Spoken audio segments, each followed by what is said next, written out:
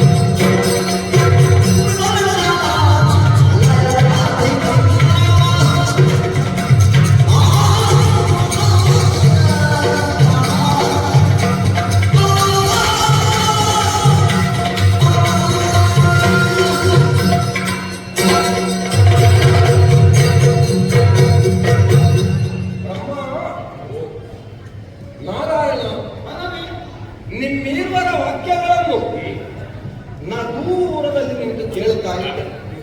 ಯಾಕೆ ನಾನು ಸ್ಪಂದಿಸಲಿಲ್ಲ? ಯಾಕೆ? ಇಲ್ಲಿ ಸಮಸ್ಯೆ ಬಂದದ್ದು ಯಾರು ದೊಡ್ಡವ ಎನ್ನುವುದು ನನಗೆ ಗೊತ್ತುಂಟು. ನಾನು ದೊಡ್ಡ. ಹೌದು, ನನಗೆ ಗೊತ್ತುಂಟು. ಹಾಗಂತ ಸಮಸ್ಯೆ ಪ್ರಾರಂಭ ಆದದ್ದು ಎಲ್ಲಿಂದ? ಬ್ರಹ್ಮನಿಂದ ಅಲ್ವಾ? ನಾವು ಒಬ್ಬರೇ ಸಮಸ್ಯೆ ಬರ್ತೇವೆ. ಹಾ. ನೀವು ಮತ್ತೊಬ್ಬ ಇದ್ದ ಕಾರಣ ಸಮಸ್ಯೆ ಆಗೋದು. ಹಾ. ಆ ಕಡೆ ಮತ್ತೊಬ್ಬರು ಇದ್ದದ್ದೇ ಸಮಸ್ಯೆಗೆ ಆದ್ರೂ ಆ ಪ್ರಶ್ನೆಯನ್ನು ಕೇಳಿದವನಿಗೆ ಹೌದಲ್ಲ. ಪ್ರಶ್ನೆ ಅಲ್ಲ, ನೀವು ಒಪ್ಪಬೇಕು ಅಂತ ನನ್ನದು ಅಪೇಕ್ಷೆ ಅಥವಾ ನಿರೀಕ್ಷೆ. ಹೌದಾ? ಹಾಗಾದ್ರೆ ನಾನು ಹೇಳ್ತೇನೆ, ನೀನು ದೊಡ್ಡವ ಹೌದು. ಬೇಡ, ಆ ವಾಕ್ಯಕ್ಕೆ ತಿಳಿಸು. ನಾನು ದೊಡ್ಡವ ಹೌದು ಎಂಬ ವಾಕ್ಯಕ್ಕೆ ತಿಳಿಸು. ಇಲ್ಲ, ಹೌದು ಬೇಡ. ಇಲ್ಲ, ಮುಗಿಲಿಲ್ಲ, ಮುಗಿಸ್ಲಿಕ್ಕೆ ಆಗುವುದಿಲ್ಲ. ನೀ ದೊಡ್ಡವ ಹೌದು, ಹಾಗಂತ ನಿನಗೊಂದು ಸಮಸ್ಯೆ ಬರ್ತದೆ. ಶಿವನೇ, ಅವನನ್ನು ದೊಡ್ಡವ ಎನ್ನುವ ಹಾಗೆ ಹೇಗೆ ಒಪ್ಪಿಕೊಂಡ? ನಾನು ಹೇಳ್ತಾ ಇದ್ದೇನೆ, ನೀನು ದೊಡ್ಡವ ಹೌದು. ಒಳ್ಳೆ ಲೆಕ್ಕಾಚಾರ. ಎಲ್ಲರೂ ದೊಡ್ಡವ ಅಂತ ಹೇಳಿದ್ರೆ ಸಮಸ್ಯೆ ಇಲ್ಲ. ಹಾಗಲ್ಲ, ಅವನೂ ದೊಡ್ಡವ ಹೌದು, ನೀನೂ ದೊಡ್ಡವ ಹೌದು, ನೀವಿಬ್ಬರೂ ದೊಡ್ಡವರೇ. ಆದರೆ ನನಗಿಂತ ದೊಡ್ಡವ ಶಿವನೇ, ನಾನು ದೊಡ್ಡವ ಅಂತ ನೀನು ಹೇಳಿದಲ್ಲಿಗೆ ತಿಳಿಸುವುದು ಅಂತ ಹೇಳಿದ ಇಲ್ಲ, ನಿಲ್ಲಿಸ್ಲಿಕ್ಕೆ ಆಗುವುದಿಲ್ಲ. ಉಳಿದವರಿಗೆ ಪ್ರಾಧಾನ್ಯತೆ ಇಲ್ಲ ಅಂತ ಆಗುವುದಿಲ್ಲ. ಈಗ ನಿನಗಿಂತ ದೊಡ್ಡವರಲ್ಲ ಅಂದ್ರೆ ನೀನು ನಾನು ಒಂದೇ ಹಾಗೆ ನಾನು ಅದನ್ನೇ ಹೇಳಿದ್ದು, ನಾವು ಮೂರು ಒಂದೇ. ನಾ ಹೇಳಿದ್ದೇನೆ, ಒಬ್ಬ ವ್ಯಕ್ತಿಯಾಗಿ ಅಥವಾ ಒಬ್ಬ ಜೀವನಾಗಿ ಹುಟ್ಟಿದವನಲ್ಲಿ ವಿಶೇಷತೆಗಳಿದ್ರೆ ಮಾತ್ರ ಅವ ಹಿರಿಯವನು ಅಥವಾ ಅವ ದೊಡ್ಡವನು ಎನ್ನುವ ಹಾಗೆ ನಾವು ಒಪ್ಪಿಕೊಳ್ಳೋಣ. ಎಷ್ಟೊಂದು ವರಿಷ್ಠತೆಯನ್ನು ಮುಗಿಸಲು ಬೇರೆ ಬೇರೆ ಮಾಪನಗಳಿವೆ. ಹೌದಾ? ಈಗ ನನಗೆ ಮೂವರಿಗೆ ಕೊಟ್ಟಂತಹ ಕಾರ್ಯದ ವಿಚಾರವನ್ನು ಪ್ರಥಮತವಾಗಿ ಬ್ರಹ್ಮ ಹೇಳಿದ. ಎಲ್ಲರಿಗೂ ಒಂದೊಂದೇ ಉದ್ಯೋಗ ಕೊಟ್ಟದ್ದು, ಎರಡರಲ್ಲಿ ಯಾರಿಗೂ ಕೊಡ್ಲಿಲ್ಲ. ಯಾರಿಗಾದ್ರೂ ಒಬ್ಬರಿಗೆ ಒಂದು ಹೆಚ್ಚು ಕೊಡ್ತೀನಿ, ದೊಡ್ಡ ಮಾತಾಡ್ತಾರೆ. ಹೌದು, ಎಲ್ಲರಿಗೂ ಒಂದಾಗಿಯೇ ಕೊಟ್ಟಿದ್ದಾರೆ. ಒಟ್ಟಲ್ಲಿ ನಾವು ಆಲೋಚನೆ ಮಾಡಬೇಕು. ಅವಶ್ರದಿಸುವುದಕ್ಕೆ, ನೀವು ಪಾಲಿಸುವುದಕ್ಕೆ, ನಾನು ಲಯಗೊಳಿಸುವುದು ಕಾರ್ಯಕ್ರಮವನ್ನಾಗಲಿ ಅಥವಾ ಯಾವುದೇ ವಿಚಾರವನ್ನಾಗಲಿ ಆರಂಭಿಸುವುದು ದೊಡ್ಡ ವಿಷಯ ಅಲ್ಲ, ಮುಗಿಸುವುದು ಹೇಗೆ? ಆರಂಭಿಸದೇ ಇದ್ರೆ ಮುಗಿಸ್ಲಿಕ್ಕೆ ಆರಂಭಿಸದಿದ್ರೆ ಆರಂಭಿಸದೆ ಗೊತ್ತಿಲ್ಲಲ್ಲ. ನಮ್ಮ ಹುಟ್ಟಾದದ್ದೇ ಆರಂಭಿಸುವುದಕ್ಕಲ್ವ? ಹೇಗಾದ್ರೂ ಮುಗಿಸ್ಲಿಕ್ಕಲ್ಲ. ಹೇಗಾದ್ರೂ ಮುಗಿಸುವುದು ಮುಗಿಸಬೇಕಾದ್ರೆ ಹೇಗೆ ಎಂಬುದಕ್ಕೊಂದು ವಿಧಾನ ಬೇಕು. ಅದಕ್ಕೆ ನನ್ನ ಸೃಷ್ಟಿ. ಹೇಗೆ ಮುಗಿಸಬೇಕು ಆ ರೀತಿಯಾಗಿ ಮುಗಿಸಬೇಕು ಎನ್ನುವ ಚಂದದಲ್ಲಿ ಮುಗಿಸಬೇಕು. ಹೌದು, ಆದ್ದರಿಂದ ನನ್ನ ದೃಷ್ಟಿ. ಆದ್ದರಿಂದ ನಾನು ಹುಟ್ಟಂತಹ ಕಾರ್ಯ ದೊಡ್ಡದಾದ ಕಾರಣ ನಾ ದೊಡ್ಡವ ಎನ್ನುವ ಹಾಗೆ ಒಂದು ವಿಭಾಗದಲ್ಲಿ ನಾನು ಅದನ್ನು ಪ್ರಸ್ತುತಿಪಡಿಸಬೇಕು. ಎಲ್ಲಕ್ಕಿಂತ ನೀನು ಭಯಗೊಳಿಸುವವ ಕೇಳುವುದರಿಂದ ದೊಡ್ಡವ. ಹೌದು, ಒಂದು ವಿಚಾರ ಆಯ್ತು. ಇನ್ನೊಂದು ವಿಚಾರ, ಆ ರಂಗದಲ್ಲಿ ನೋಡಿದ್ರು ನಾನು ಸ್ವಲ್ಪ ದೊಡ್ಡವನೇ, ಹಾಗಂತ ಅದನ್ನೇ ಪ್ರಾಧಾನ್ಯತೆ ಅಂತ ಹಿಡ್ಕೊಳ್ಳುವುದಕ್ಕೆ ಆಗುದಿಲ್ಲ. ಆಗುದಿಲ್ಲ. ಹೌದು, ಇದು ಬೇಗ ಈ ಬಹಳ ದೊಡ್ಡ ಇದ್ದದ್ದು ಬೇಗ ಮುಗಿದು ಬಿಡುತ್ತೆ. ಏನು ಆಗುವುದಿಲ್ಲ. ಆಗುದಿಲ್ಲ.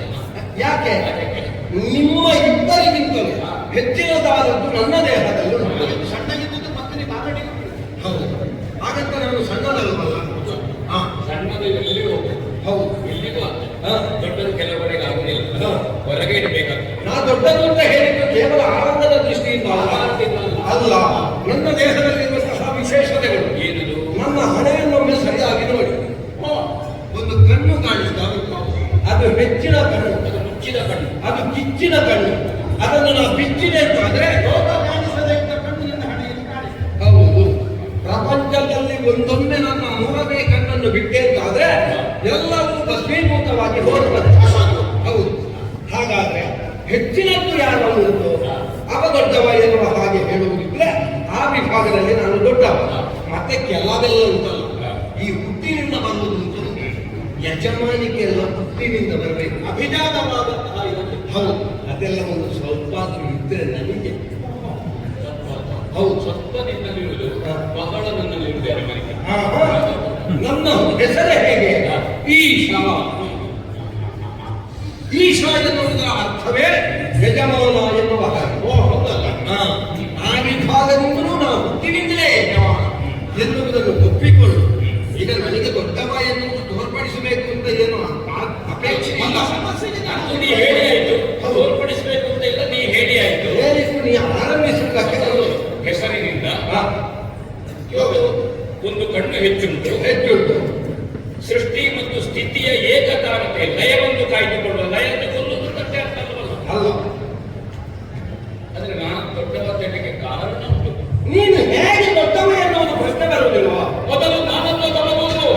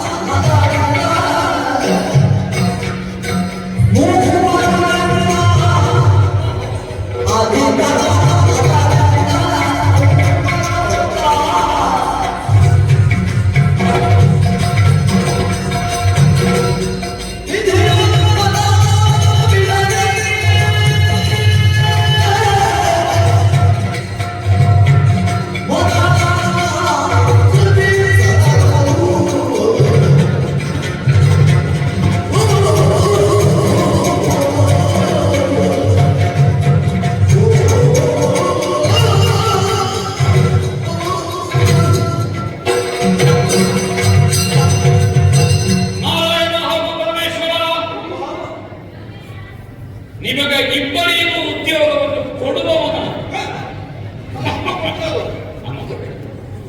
ಆದ್ರೆ ಉದ್ಯೋಗವನ್ನು ಕೊಡಲು ಬೇಡುವ ನೀವು. ಈಗ ಅಪ್ಪ ಉದ್ಯೋಗ ಏನು ಅಂತ ಹೇಳಿದ್ದು ನಿಮಗೆ. ಆದ್ರೆ ಆ ಉದ್ಯೋಗದಲ್ಲಿ ನೀವು ತೊಡಗಿಸಿಕೊಳ್ಳುವುದಕ್ಕಾಗಿ ನಾವು ಉದ್ಯೋಗ ಮಾಡದೇ ಇದ್ರೆ ನಿಮಗೆ ಉದ್ಯೋಗ ಇದೆ. ಮೊದಲು ನನ್ನ ಸೃಜಿಸಲು.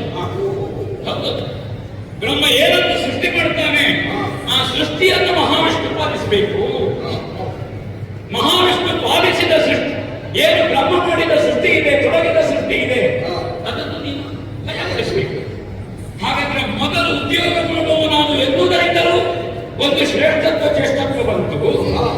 ನಿಮಗೆ ಉದ್ಯೋಗ ಕೊಡುವ ಎನ್ನುವುದರಿಂದಲೂ ನನಗೆ ಜ್ಯೇಷ್ಠತ್ವ ಬಂತು. ದಾತ ಹೆಸರು ಹಾಗೆ ವಿಧಾತ, ಕೊಡುವವ ನಾನು ಉದ್ಯೋಗವನ್ನು. ನನ್ನ ಅನುಗ್ರಹದಿಂದ ನಾನು ಉದ್ಯೋಗ ಮಾಡದೇ ಇದ್ದರೆ ನಿಮಗೆ ನೀವು ನಿರುದ್ಯೋಗಿಗಳೇ ವಿಧಿಸುವವ. ನಾನು ನಿರುದ್ಯೋಗಿಯೇ. ಹಾಗೆ ನಿಮ್ಮ ಉದ್ಯೋಗ ನನ್ನನ್ನು ಅವಲಂಬಿಸಿಕೊಂಡಿದೆ.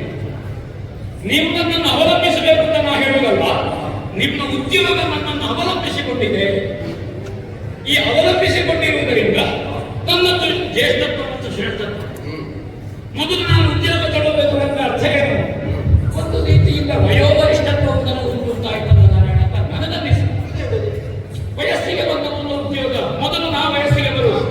ಹಾಗೆ ನನಗೆ ನಾನು ಉದ್ಯೋಗ ಮಾಡಿದ ಕ್ಷಣದಿಂದ ನಿನಗೆ ಉದ್ಯೋಗ ಆರಂಭ ಆಗ್ತದೆ. ಆಗ ನಿನಗೆ ತಿಳಿದದ್ದಾದ ಒಂದು ಉದ್ಯೋಗ ಆರಂಭ ಮಾಡಿದೆ. ತಕ್ಷಣವೇ ಲಯಗೊಳಿಸುವುದಲ್ಲ, ಆ ಲಯಗೊಳಿಸುವುದಕ್ಕೆ ವಿಧಿವಿಧಾನಗಳು ಉಂಟು. ಆ ಕಾರಣದಿಂದ ಏನೆಲ್ಲ ಹಿಂದಿನ ಯುಗದ ಧರ್ಮದಲ್ಲಿ ಹೋದ ಕಲ್ಪದಲ್ಲಿ ಲಯವಾದ ಅದನ್ನು ಹುಡುಕಿ ತೆಗೆದು ಸಣ್ಣ ಕೆಲಸ ಅಲ್ವಾ? ಎಲ್ಲ ಹುಡುಕಿ ತೆಗೆದು ಯಾವುದು ಮೊದಲು ಯಾವುದು ಮತ್ತೆ ಇದನ್ನು ನೋಡಬೇಕು. ನಾನು ನಿಮಗೆ ಏನು ನೋಡ್ಬೇಕು ಉಂಟು? ನಾನು ಏನನ್ನು ಉಲ್ಲೇಖ ಮಾಡ್ತೇನೆ, ಹಾಲಾದ್ರೆ ಹಾಲು, ನೀರಾದ್ರೆ ನೀರು, ಹಣ್ಣಾದ್ರೆ ಹಣ್ಣು, ಕಾಯಿ ಪಲ್ಯ ನಾನು ಉಲ್ಲೇಖ ಮಾಡ್ತೇನೆ. ಏನು ಅಂತ ನಿಮಗೆ ಉದ್ಯೋಗ ಮಾಡಲಿಕ್ಕೆ ಬಹಳ ಕೆಲಸ ಇಲ್ಲ ನಾರಾಯಣ.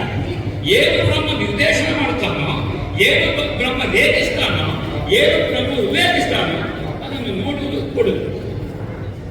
ಈಗಂತೂ ಶಿವನೇ ಒಂದು ಕ್ಷಣ ಕಣ್ಣು ಮುಚ್ಚಿದ್ದೇನೆ ಎಂದರಲ್ಲಿ ದೀರ್ಘಕಾಲಿಕ ಉದ್ಯೋಗ ಅಲ್ಲ, ಉದ್ಯೋಗ ದೃಷ್ಟಿಯಿಂದ ದೀರ್ಘಕಾಲಿಕ ವಿಸ್ತರಿಗೆ ಪಾಲಿಸುವಂತದ್ದು ನನಗೆ ನಿರಂತರ. ಸೃಷ್ಟಿ ನಿರಂತರ. ಹೌದು, ಅದಕ್ಕೆ ಹಗಲು ರಾತ್ರಿ ಅಂತ ಇಲ್ಲ, ಅದಕ್ಕೆ ವಿಶ್ರಾಂತಿ ಇಲ್ಲ. ಮಹಾವಿಷ್ಣುವಿಗಾದ್ರೂ ವಿಶ್ರಾಂತಿ ಉಂಟು. ಇವತ್ತೊಂದು ಉಪವಾಸ ಮಾಡಿಕೊಳ್ಳಬೇಕು, ವಿಶ್ರಾಂತಿ ಉಂಟು. ನಿನಗೂ ಹಾಗೆ ನಿತ್ಯ ಕೆಲಸ ಉಂಟು ಅಂತ ಹೇಳಲಿಕ್ಕೆ ಬಂದಿಲ್ಲ. ಮೊದಲು ನಾವು ಸೃಜಿಸಲು ಮಧುಮಾಕ್ಷ ಬರೆಯುವ, ಆಮೇಲೆ ಹಲದ ಲಯಗೊಳಿ. ಮತ್ತು ಒಂದು ಉದ್ಯೋಗವನ್ನು ಒಂದು ವ್ಯವಸ್ಥೆಯನ್ನು ತೊಡಗುವಾಗ 3 ಜನ ಇರುವಾಗ ಎಲ್ಲರೂ ಸಮಾರು, ಎಲ್ಲರೂ ದೊಡ್ಡವರು ಹೋದರೆ ಸಣ್ಣವರು ಯಾರು ಅಂತ ಪ್ರಶ್ನೆ ಬರ್ತಾರೆ. ನೀವು ಸಣ್ಣವರು ಅಂತ ನಾನು ಹೇಳೋದೇ ಇಲ್ಲ, ನನ್ನನ್ನು ದೊಡ್ಡವ ಅಂತ ನೀವು ಒಪ್ಪಿ ಅಂತ ನಾನು ಹೇಳುತ್ತೇನೆ. ಆದರೆ ನೀವು ಮತ್ತು ದೊಡ್ಡವರಾಗ್ತೀರಿ. ಬ್ರಹ್ಮನನ್ನು ದೊಡ್ಡವಂತ ಒಪ್ಪಿದ್ದಾರೆ. ಅದಕ್ಕೆ ಬೇಕಾಗಿ ವಿಷ್ಣು ನಮ್ಮ ಮೂವರಲ್ಲಿ ಆಕಾರದಿಂದ ಸದಾ ನೀವು ದೊಡ್ಡವರೇ, ದೇಹದ ಮತ್ತೆ ಯಾವಾಗಲೂ ಬೆಂಕಿಯ ಕಿಡಿ, ವಜ್ರದ ಕಿಡಿ, ಅದೇ ನೆನಪುಗಳನ್ನು ಹೇಳೋದು ನಾನು. ಅಥವಾ ಅದೆಲ್ಲ ಗಾತ್ರದಿಂದ ತಿಳಿಯುವುದಲ್ಲ, ಅದೆಲ್ಲ ಯೋಗ್ಯತೆಯಿಂದ ತಿಳಿಯುವುದು. ಅದಕ್ಕಾಗಿ ಏನು ದೊಡ್ಡ ಸಮಸ್ಯೆ ಇಲ್ಲ.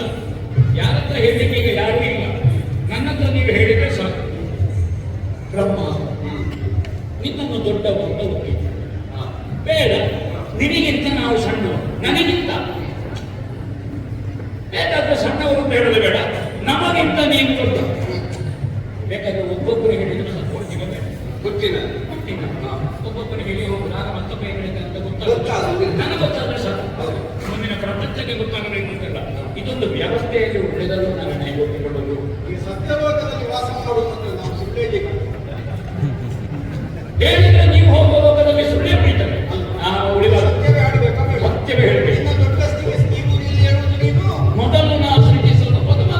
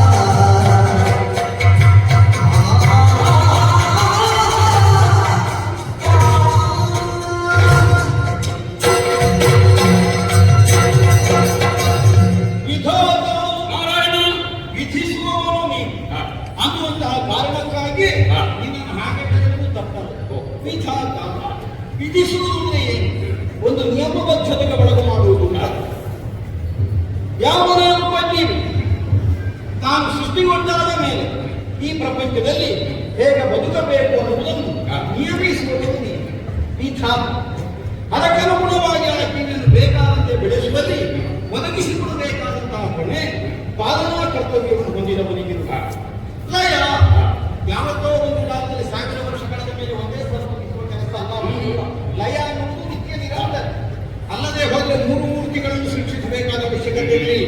ಇಬ್ಬರನ್ನು ಮಾತ್ರ ಸೃಷ್ಟಿಸಿ ಮತ್ತೆ ಬೇಕಾಗುವಾಗ ಲಯ ಸೃಷ್ಟಿ ಮಾಡಿದ್ರೆ ಸಾಕಾಗ್ತಿಲ್ಲ.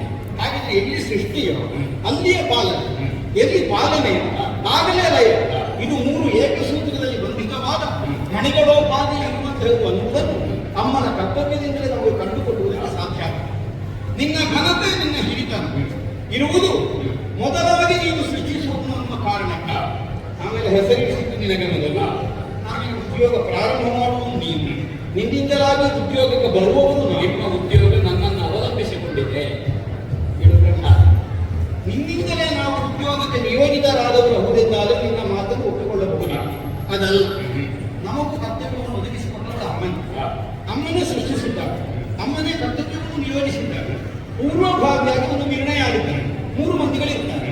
ಓ ಇಂತಿಷ್ಟು ಹೊಡ್ತೀನಿ, ಇಂತಿಷ್ಟು ಹೊಡ್ತೀನಿ, ಓ ಇಂತಿಷ್ಟು ಹೊಡ್ತೀನಿ, ಆಮೇಲೆ ಈಗ ಒಂದು ಕಾರ್ಯಕ್ರಮವನ್ನು ಸಂಯೋಜಿಸಿದಾಗ ಒಂದು ನಿಯಾಮಕ ಉಂಟಾಗ ಕೊನೆಯವಾಗಿ ಕಾರ್ಯಕ್ರಮ ಮಾಡಲಿಲ್ಲ ಅಂತ ಕೇಳಲಿಕ್ಕೆ ಮೊದಲೇ ನಾವು ಪ್ರಾರಂಭ ಮಾಡಬೇಕು ಅರ್ಹತೆ ತಪ್ಪು ಅಂತ.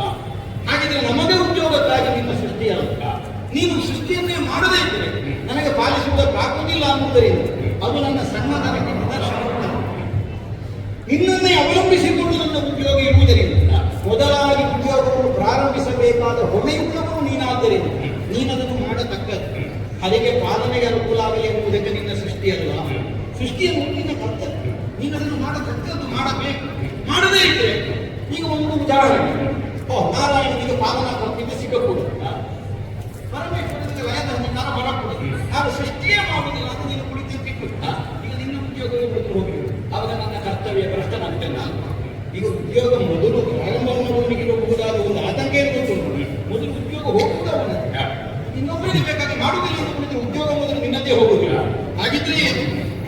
ಅಮ್ಮನ ಆಡಿದಂತಹ ಮಾತಿನಂತೆ ಸೃಷ್ಟಿ ಸ್ಥಿತಿ ಲಯಾದಿ ಕರ್ತವ್ಯಗಳು ಹೇಗೆ ಸಾಗಬೇಕು ಅನ್ನೋದಕ್ಕೆ ಒಂದು ನಿರೂಪ ಇದೆ, ಒಂದು ನಿಯಮ ಇದೆ, ಒಂದು ನಿಯಂತ್ರಣ ಇದೆ. ಹೋದ ಕಲ್ಪದಲ್ಲಿ ಲಯವಾದಂತಹ ಪ್ರಪಂಚ ಇದನ್ನು ಸೃಷ್ಟಿಸಬೇಕು. ಹೋದ ಕಲ್ಪದಲ್ಲಿ ಲಯವಾದಂತಹ ಪ್ರಪಂಚ ಅಂದ್ರೆ ಏನಿದೆ? ಪೂರ್ವ ಕಲ್ಪದಲ್ಲಿ ಜೀವಿಗಳ ಸಂಖ್ಯೆ, ಕರ್ಮ ವಿಶೇಷ ಏನು, ಆ ಕರ್ಮ ಶೇಷ ಏನು ಉಳಿದಿದೆ ಅದಕ್ಕನುಗುಣವಾಗಿ ಅವರ ಸೃಷ್ಟಿ ಅಲ್ಲ. ಈಗ ಉತ್ತಮ ಕರ್ಮಗಳನ್ನು ಮಾಡಿದವರು ಉತ್ತಮ ಜಾತಿಯಲ್ಲಿ, ಅಧಮ ಕರ್ಮಗಳನ್ನು ಮಾಡಿದವರೆಲ್ಲ ಕೆಳಗಿನ ಜಾತಿಯಲ್ಲಿ. ಆಮೇಲೆ ಜಾತಿ ಫಲಗಳನ್ನು ಅನುಭವಿಸುವುದಕ್ಕೆ ಬೇಕಾದ ಬೇರೆ ಬೇರೆ ದುರ್ದಗಳನ್ನು ಅನುಭವಿಸುವಂತಹ ಸ್ಥಿತಿ. ಇದನ್ನೆಲ್ಲ ವಿಭಾಗಿಸಿ ಅವರವರ ಕರ್ಮಶೇಷಕ್ಕೆ ಅನುಗುಣವಾಗಿ ನೀನು ಸೃಷ್ಟಿಸಬೇಕು. ಹಿಂದಿನ ಜನ್ಮದ ಆರ್ಥಿಕವನ್ನು ಸಂಚಿತವಾಗಿಸಿ ಈ ಜನ್ಮದಲ್ಲಿ ಏನ್ ಮಾಡಬೇಕು ಅಷ್ಟನ್ನು ಮಾಡಬೇಕು. ಹಾಗೆಂದು ಹಿಂದಿನ ಜನ್ಮದಲ್ಲಿ ಒದಗಿ ಬಂದಂತಹ ಕರ್ಮಫಲ ಏನಿದೆ ಸಂಚಿತವಾದದ್ದು, ಅದಕ್ಕೆ ಅನುಗುಣವಾದ ಸೃಷ್ಟಿಯೇ ಹೌದಾದ, ಅದಕ್ಕೆ ಅನುಗುಣವಾದ ಫಲವನ್ನು ಅನುಭವಿಸುವುದಕ್ಕಾಗಿ ಹುಟ್ಟಿದವ ಹೌದಾದ, ಅವನದ್ದಾದಂತಹ ಜ್ಞಾನ ವಿಕಾಸದಿಂದ, ಜ್ಞಾನ ವಿಶೇಷದಿಂದ ಉತ್ತಮ ಕರ್ಮಗಳನ್ನು ಸಲ್ಲುವುದರ ಮೂಲಕವಾಗಿ ಆ ಪಾಪ ಶೇಷವನ್ನು ಕಳೆದುಕೊಳ್ಳುವುದಕ್ಕೆ ಸಾಧ್ಯ ಆಗುತ್ತೆ. ಜೀವೋತ್ತಮತ್ವವನ್ನು ಹೊಂದುವುದಕ್ಕೆ ಸಾಧ್ಯ. ಇಲ್ಲದೇ ಇದ್ದರೆ ಜೀವಿಯಾದವನು ಊರ್ಧ್ವಗತಿಯನ್ನು ಸಿದ್ಧವಾಗುವುದಕ್ಕೆ ಕೆಳಗೆ ಹೋಗಬೇಕು, ಅಧೋಗತಿಯನ್ನು ಹೊಂದಬೇಕು. ಅವನಿಗೆ ಊರ್ಧ್ವಗತಿ ಸಿದ್ಧವಾಗುತ್ತೆ ಅನ್ನೋದನ್ನು ನಾವು ನೋಡಿದರೆ ಜನ್ಮಿಸಿದಂತಹ ಯಾವನೇ ಒಬ್ಬ ಜೀವಿ ತನ್ನದಾದಂತಹ ಕರ್ಮ ವಿಶೇಷ ಮೂಲಕವಾಗಿ ತನ್ನ ಉನ್ನತಿಯನ್ನು ಅವನತಿಯನ್ನು ಕಂಡುಕೊಳ್ಳುವುದಕ್ಕೆ ಸಾಧ್ಯ ಆಗುತ್ತೆ. ಈ ಕರ್ಮ ಅನ್ನೋದು ಯಾವ ಕ್ಷೇತ್ರದಲ್ಲಿ ಬರ್ತದೆ? ನಿನ್ನ ಸೃಷ್ಟಿಯ ಕ್ಷೇತ್ರದಲ್ಲಿ, ಲಯದ ಕ್ಷೇತ್ರದಲ್ಲಿ. ಕರ್ಮ ಅನ್ನುವುದು ನನ್ನದಾದಂತಹ ಪಾಲನಾ ಕ್ಷೇತ್ರಕ್ಕೆ ಸಂಬಂಧಿಸಿದ ಕರ್ತವ್ಯ. ಆದ್ದರಿಂದ ಒಬ್ಬ ವ್ಯಕ್ತಿಯ ಆತ್ಮೋನ್ನತಿಗೆ ಕಾರಣವಾಗಬಹುದಾದ ಕರ್ಮಗಳಿಗೆ ಅನುಕೂಲವಾಗುವಂತಹ ಒಂದು ವ್ಯವಸ್ಥೆಯನ್ನು ಸಿದ್ಧಗೊಳಿಸಿ ಅವನದ್ದಾದಂತಹ ಜ್ಞಾನ ವಿಕಾಸಕ್ಕೆ ಅನುಗುಣವಾಗಿ ನೀನು ವಿಧಿಸಿದಂತಹ ಆಯುಷ್ಯ ಕಾಲದಲ್ಲಿ ಉತ್ತಮ ಕರ್ಮಗಳನ್ನೇ ಎಸಗುವುದರ ಮೂಲಕವಾಗಿ ತನ್ನ ಉದ್ಯೋಗತೆಯನ್ನು ಹೊಂದುವುದಕ್ಕೆ, ಅಧಮ ಕರ್ಮಗಳಿಗೆ ಸಲ್ಲುವುದರ ಮೂಲಕವಾಗಿ ಅವನತೆಯನ್ನು ಹೊಂದುವುದಕ್ಕೆ ಒಬ್ಬ ಜೀವಿಯಾದವನಿಗೆ ಸಾಧ್ಯವಾಗುವಂತಹ ಪ್ರೇರಣೆ ಸಿಗುವುದು ನನ್ನದಾದಂತಹ ಪಾಲನಾ ಕ್ಷೇತ್ರದಲ್ಲಿ. ಆದ್ದರಿಂದ ಒಂದು ಜೀವ ವಿಕಾಸಕ್ಕೆ ಅನುಕೂಲವಾಗಬಹುದಾದ ಅವಕಾಶಗಳಲ್ಲಿ ಸಿಗ್ತಾರೆ. ಕೇಳಿದರೆ ನನ್ನದಾದಂತಹ ಕರ್ಮ ಕ್ಷೇತ್ರ. ಕೇವಲ ಹುಟ್ಟಿನಿಂದ ಯಾವನು ಪ್ರಬುದ್ಧನಾಗುವುದಕ್ಕಿಲ್ಲ, ಸಾವಿನಲ್ಲಿ ಯಾವ ಪ್ರಬುದ್ಧತೆಯನ್ನು ಬೆಳೆಯುವುದಕ್ಕಿಲ್ಲ. ಹಾಗಿದ್ರೆ ತನ್ನದಾದ ಪ್ರಬುದ್ಧತೆಯನ್ನು, ತನ್ನದಾದಂತಹ ಪ್ರಬುದ್ಧತೆಯನ್ನು ಕಾಣಿಸಿಕೊಳ್ಳುವಂತಹ ಕ್ಷೇತ್ರ ಯಾವುದು ಕೇಳಿದರೆ ಪಾಲನಾ ಕ್ಷೇತ್ರ. ಆದ್ದರಿಂದ ಸೃಷ್ಟಿಕ್ಕಾಗಿ ಘನವಾದದ್ದಲ್ಲ, ಬರೆದಿಟ್ಟದನ್ನಲ್ಲೂ ನೀನು ಕೊಡುವುದು. ದೊಡ್ಡವರ ಕೆಲಸವೇ ಹಾಕಿ ಬೆಳಗಿನಿಂದ ಸಂಜೆ ತನಕ ಮೈ ಹಂಚಿ ಹಣಿಯದೆಲ್ಲ ಬೆವರಿಡಿಸಿ ದುಡಿದವನಿಗೆ ಕೊನೆಗೆ ಏನು ಸಿಕ್ಕುವುದಿಲ್ಲ. ಅವ ದುಡಿಮೆಗೆ ಮಾತ್ರ ಮನೆಯೊಳಗೆ ಕುಡಿತಾನೆ, ಬೇಕಾದದ್ದನ್ನು ಹೊಂದುತ್ತಾನೆ. ಹಾಗಿದ್ರೆ ಒಬ್ಬ ಯಜಮಾನನಾಗಿ ಒಂದು ನಿಯಂತ್ರಕನಾದ ಶರೀರದ ಶ್ರಮವನ್ನು ಹೊಂದುತ್ತಾನೆ ಅಂತ ಅರ್ಥ. ನನ್ನಂತವರು ಏನನ್ನ ಎಸಗಬೇಕು? ದೊಡ್ಡ ದೊಡ್ಡವರೆಲ್ಲ ಮಾಡುವ ಕಾರ್ಯಕ್ರಮಗಳನ್ನು ಮಾಡ್ತಾರೆ, ಪೂರ್ವ ನಿರ್ಣಯವೇ ಆಗಿತ್ತು. ಅದನ್ನು ಇದು ಮಾಡಿದ್ದಾನೆ ಅಂತ ಮಾತ್ರಕ್ಕೆ ಕಾರ್ಯಕ್ರಮವನ್ನು ಸಂಯೋಜನೆ ಮಾಡಿದವ ಹೇಳಲಿಕ್ಕೆ ಅವರದ್ದು ನಾನೇ ಅವರಲ್ಲಿ ಸಂಯೋಜನೆ ಮಾಡಿದವರು ದೊಡ್ಡ ಕರ್ತವ್ಯ. ಆ ಕಾರಣಕ್ಕಾಗಿ ಅವ ಮಾಡಬೇಕು ಅನ್ನುವುದೇ ಹೊರತು ನಿನ್ನದಾದ ಹಿರಿತನವನ್ನು ಕಾಣಿಸುವುದು. ಅದೇ ಒಂದು ಮಾತು ಕೃಷ್ಣ ಯೋಜಕತ್ವದೊಳಗೆ ಆ ಕಾರಣದಿಂದ ಅಂಡಜವೋ ಪಿಂಡಜವೋ ಶ್ವೇತಜವೋ ಉದ್ದಿಯೋ ಇವರನ್ನೆಲ್ಲ ಅವರವರ ಹಿಂದಿನ ಜನ್ಮದ ಏನು ಆರ್ಜಿತ ಇದೆ, ಏನು ಸಂಚಿತವಾಗಿದೆ ಅದನ್ನು ಹುಡುಕಿ ಅದನ್ನೊಂದು ವ್ಯವಸ್ಥೆಪಡಿಸಿ ಅದನ್ನು ಪಾಲನಾ ಕರ್ತೃ ಅನ್ನಂತರ ನಿನಗೊಂದು ಹಸ್ತಾಂತರಿಸಬೇಕು ಬೇಡೋಣ.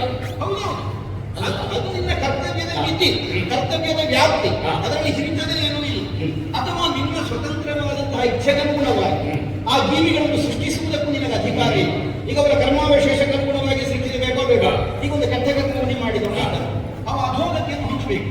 ಇಲ್ಲ, ಈ ಸಲ ಇವನನ್ನು ಒಳ್ಳೆದು ಮಾಡುವಂತ ಮಾಡ್ಲಿಕ್ಕೆ ಅದು ಅವನೇ ಆಗಬೇಕು, ಅವನೇ ಆಗಬೇಕು. ಅದಕ್ಕೆ ನಾನೇನು ಹೇಳಿದ್ದು, ನೀನು ನಿನ್ನದ್ದಾದಂತಹ ಕರ್ತವ್ಯವೆಸಗಲಿ ಪರಿಪೂರ್ಣನಾದಂತಹ ಸ್ವಾತಂತ್ರ್ಯವನ್ನು ಹೊಂದಿದ ಮಾನವ. ನಿನಗೊಂದು ಪರತಂತ್ರತೆ. ಏನು ಪರತಂತ್ರತೆ? ಜೀವಿಯ ಕರ್ಮ ವಿಶೇಷ ಏನು ಅನ್ನುವುದಕ್ಕೆ ಅನುಗುಣವಾಗಿ ಸೃಷ್ಟಿಸಬೇಕಾದ ಪರತಂತ್ರತೆ. ಕರ್ಮ ಅನ್ನುವುದು ಸಿದ್ಧವಾಗುವುದು ಪಾಲನಾ ಕ್ಷೇತ್ರದಲ್ಲಿ. ಆದ್ದರಿಂದ ಒಂದು ದೃಷ್ಟಿಯಿಂದ ನೋಡಿದರೆ ಒಂದು ವೃತ್ತವನ್ನು ಪ್ರಾರಂಭ ಮಾಡುವ ಕಾಲದಲ್ಲಿ ಅದರ ಪ್ರಾರಂಭದ ಬಿಂದು ಎಲ್ಲಿ ಅಂತ ಗೊತ್ತಾಗ್ತದೆ. ಪೂರ್ಣ ವೃತ್ತವನ್ನು ಬೆಳೆದ ಮೇಲೆ ಅದರ ಮೊದಲಲ್ಲಿ ಕೊನೆಯಲ್ಲಿ ಅಂತ ಗೊತ್ತಾಗ್ತದಿಲ್ಲ. ತ್ರಿಮೂರ್ತಿಗಳ ಕರ್ತವ್ಯ ಅಂದ್ರೆ ಹಾಗ ಒಂದು ಸೊನ್ನೆ ಪೂರ್ಣ ಅದು ಎಲ್ಲಿ ಅದರ ಆರಂಭ ಎಲ್ಲಿ ಅದರ ಕೊನೆ ಅನ್ನೋದು ಗೊತ್ತಾಗುವುದಿಲ್ಲ. ಲಯ ಆಗದೇ ಇದ್ದರೆ ಸೃಷ್ಟಿ ಸೃಷ್ಟಿ ಆಗದೇ ಇದ್ದರೆ ಲಯವಾಗುತ್ತದೆ. ಸೃಷ್ಟಿ ಲಯಗಳ ಮಧ್ಯದಲ್ಲಿ ಪಾಲನೆ ಇಲ್ಲದೆ ಇದ್ರೆ ಈ ಕರ್ತವ್ಯ ನಡೆಯುತ್ತದೆ. ಹಾಗಿದ್ರೆ ಇದೇನು ಏಕಸೂತ್ರದಲ್ಲಿ ಪೂರ್ಣಿತವಾದ ಮೂರೂ ಕರ್ತವ್ಯಗಳು ಸುಸೂತ್ರವಾಗಿ ಮುನ್ನಡೆದಾಗ ಮಾತ್ರ ಲೋಕ ವ್ಯವಹಾರ ಸಾಮ್ಯವಾಗುವುದು ಸಾಧ್ಯ ಆಗಿದೆ. ಆದ್ದರಿಂದ ನೀವು ದೊಡ್ಡವ ನಾನು ದೊಡ್ಡವ ಅನ್ನುವಂತಹ ವ್ಯತ್ಯಾಸ ಬೇಡ.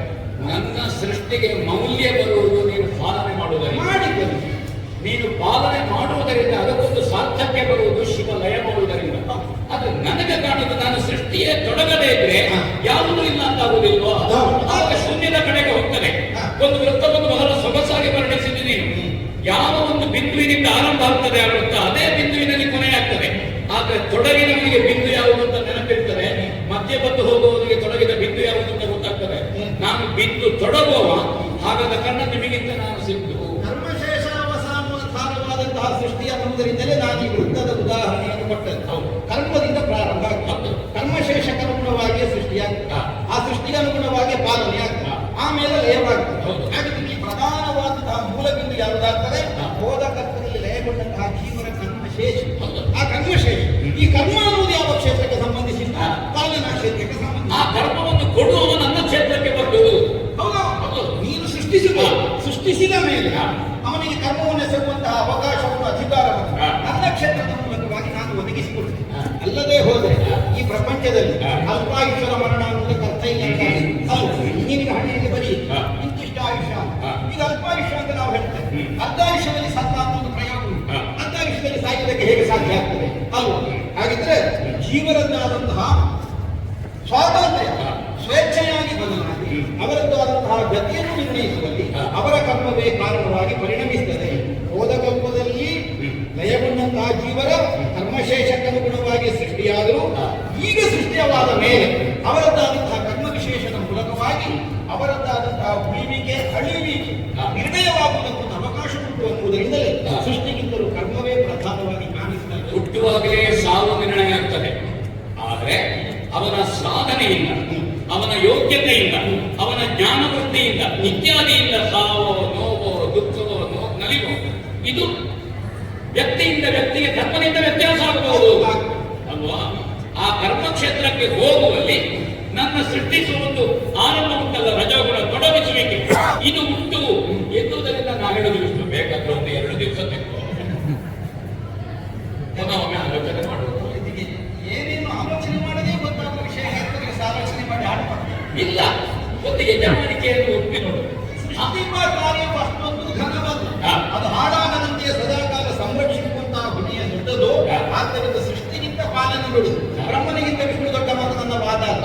ಅಥವಾ ಈಶ್ವರ ದೊಡ್ಡವರ ವಾದ ಅಲ್ಲ. ಇದು ಸೃಷ್ಟಿಯ ಕರ್ತವ್ಯ ವ್ಯಕ್ತಿನಿಷ್ಠವಾದಂತಹ ದೊಡ್ಡತನವೇ ಅಲ್ಲ. ಇದರಿಗೆ ಪ್ರಾರಂಭ ಅಂತ ಅಲ್ಲಿ ವ್ಯಕ್ತಿನಿಷ್ಠ. ಹೌದು. ಆದ್ರೆ ಮತ್ತೆ ನೀನು ನಾನು ಉದ್ಯೋಗದಿಂದ ನಾನು ಉದ್ಯೋಗ ಕೊಡುವ ಎನ್ನುವುದರಿಂದ ಹೌದು ಇದಾದ ಹೇಳಿಕೆಯನ್ನು ಆಧರಿಸಿ ಹಾ. ನಿನಗೆ ಪಾಲನಾ ಕರ್ತವ್ಯ ಬರ್ತಿದ್ರೆ ನೀನು ಸೃಷ್ಟಿಸುವವನು ದೊಡ್ಡವಂತ ಒಪ್ಪುತ್ತಿದ್ದೆ. ಇನ್ನೊಂದು ದೊಡ್ಡ ಒಬ್ಬರಿಗೆ ಕಾರಣ ಬಹುಮತವನ್ನು ಸಾಕಾಗುತ್ತೆ. ಪರಸ್ಪರರಲ್ಲಿ ಒಂದು ನಿರ್ಣಯಕ್ಕೆ ಬರುವುದಕ್ಕೆ ಸಾಧ್ಯವಾಗದಿದ್ದರೆ ಅನುಸರಿಸಬಹುದಾದ ಒಂದು ಯುಕ್ತಿ ಅದು ಮತ್ತೊಬ್ಬ ಬುದ್ಧಿವಂತ ಹೌದು. ಏನಪ್ಪ ನಿನಗೆ ಹೇಗೆ ಅವಾಗ ಹೇಳಿದ್ರೆ ಅಲ್ವಾ? ಅದೇ ಇವನೇ ದೊಡ್ಡವ ಅಂತ ಹೇಳಿದ್ರು. ಅವನಿಗೆ ಸಾಗಿದೆ ನಾನು ಹೇಳಿದ್ದು. ನಮಗೆ ಪೂರ್ತಿ ಕಥೆಯೇ ಅರ್ಥ ಆಯ್ತು. ಹೇಳಲಿಕ್ಕೆ ನಾನು ಬಂದದ್ದು ಹೌದೇ? ಆಗಿನಿಂದ ಕಾಯ್ತಾ ಇದ್ದೇನೆ.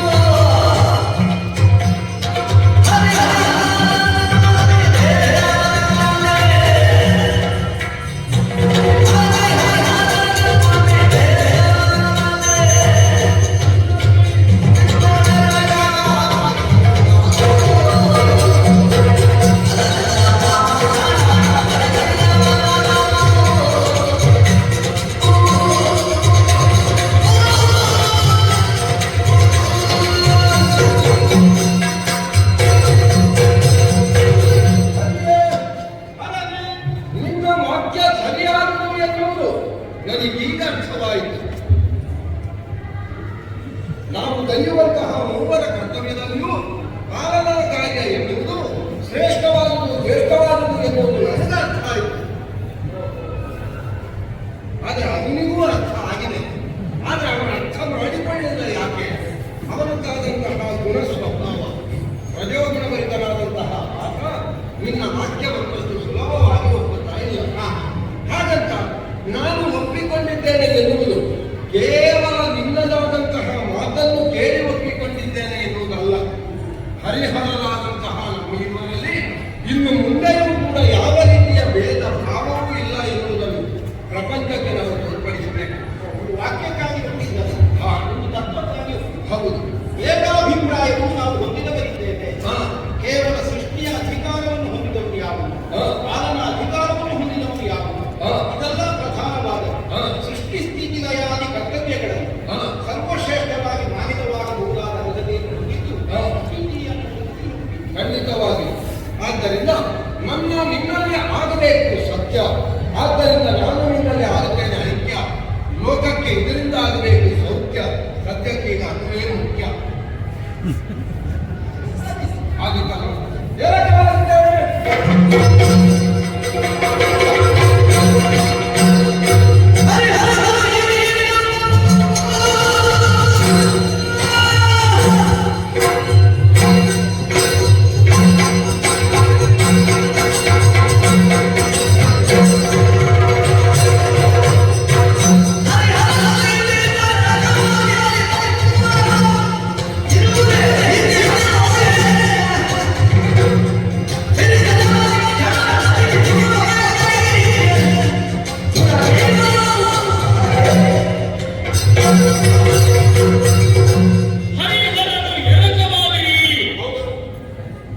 ಪಾಲನಾ ಕರ್ತವ್ಯ ಏನಂತು?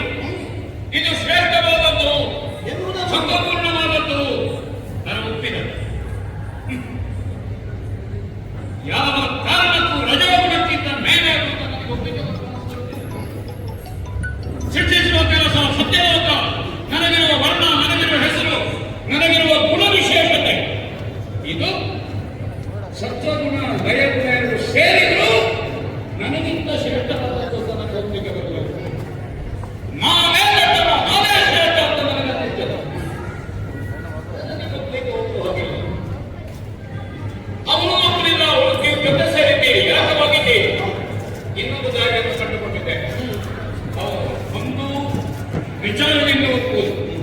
ಒಂದು ಯುಕ್ತಿವಾದದಿಂದ ಒಪ್ಪುವುದು, ಇನ್ನೊಂದು ಶಕ್ತಿಯಿಂದ ಒಪ್ಪಿಸುವುದು. ಶಕ್ತಿಯಿಂದ ಒಪ್ಪಿಸುವುದು. ನಾರಾಯಣ, ಮುಷ್ಟಿ ಬಿಗಿದು ಆಡುವುದು. ನಿನ್ನ ಒಳಗೆ ಹೋದರೆ ನೀವು ನೋವಾಗುವಷ್ಟು ಹೊಡೆಯುತ್ತೇನೆ. ಆವಾಗ ನೀವು ಬಗ್ಗದಲ್ಲಿ ಹೋಗ್ತೀರಿ. ಶಕ್ತಿಯಿಂದ ನನ್ನನ್ನು ಹೆಚ್ಚನ್ನು ಒಪ್ಪದಲ್ಲಿ ಹೋಗ್ತೀನಿ ಅಂತ ನೋಡ್ತೇನೆ ನಾನು. ಇನ್ನೂ ವಾದದಲ್ಲೇ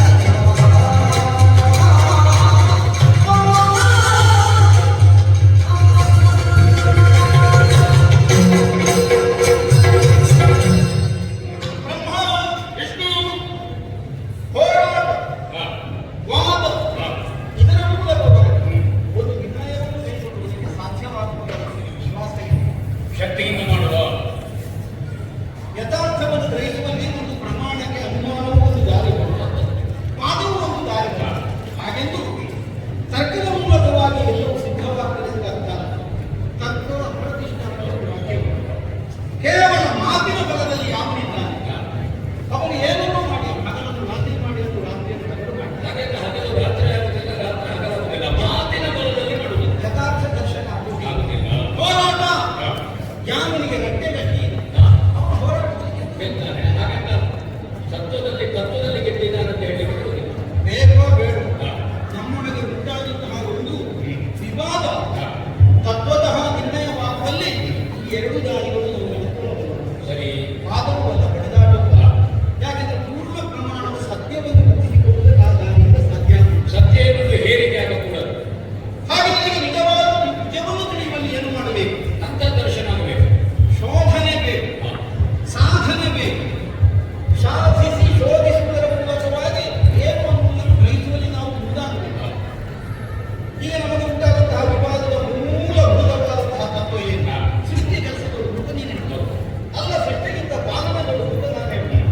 ಈಗ ಸೃಷ್ಟಿ ಮಾಡಿ ಅಂತ ಪಾಲನೆ ಪ್ರಾರಂಭಿಸಿದ ಮೇಲೆ ಇದರದ್ದಾದಂತಹ ಕಾರ್ಯ ಬಾಹುಲ್ಯ ಏನು ಅನ್ನುವುದನ್ನು ನಾನು ತುಲನಾತ್ಮಕವಾಗಿ ಪರಿಭಾವಿಸಬೇಕು ಒಂದು ಸಂದರ್ಭ ಉಂಟು. ಇದನ್ನು ಪ್ರಾರಂಭವೇ ಮಾಡಲಿಲ್ಲ. ಆರಂಭವಾಗುವುದಕ್ಕಿಂತ ಮೊದಲೇ ಉಂಟಾದಂತಹ ವಿವಾದಗಳು ಸರಿಯಾದ ನಿರ್ಣಯವನ್ನು ಕೈಗೊಳ್ಳಲು ನಾವು ಮುಂದುವರಿಯುವುದನ್ನು ನಾವು ಇದೊಂದು ನಿರ್ಣಯ ಆಗದಿದ್ದರೆ ಸತ್ಯಲೋಕವಾಗಿ ಸೃಷ್ಟಿ ಮಾಡುವ ಉತ್ಸಾಹ ಹೋಯಿತು. ಬುದ್ಧಿ ಆಗಿದ್ದ ನಿರ್ಣಯವನ್ನು ಕೈಗೊಳ್ಳುವುದಕ್ಕೆ ಏನು? ಒಂದೇ ದಾರಿ. ಸೃಷ್ಟಿ ಕಾರ್ಯಕ್ಕೆ ಏನು ಬೇಕಾಗುತ್ತದೆ, ಕಾಮನಾ ಕೃತ್ಯಕ್ಕೆ ಎಷ್ಟು ಬೇಕಾಗುತ್ತದೆ ಅನ್ನುವುದರ ಕುರಿತಾಗಿ ನಾವು ಒಂದು ಲೆಕ್ಕಾಚಾರ ಮಾಡಬೇಕು.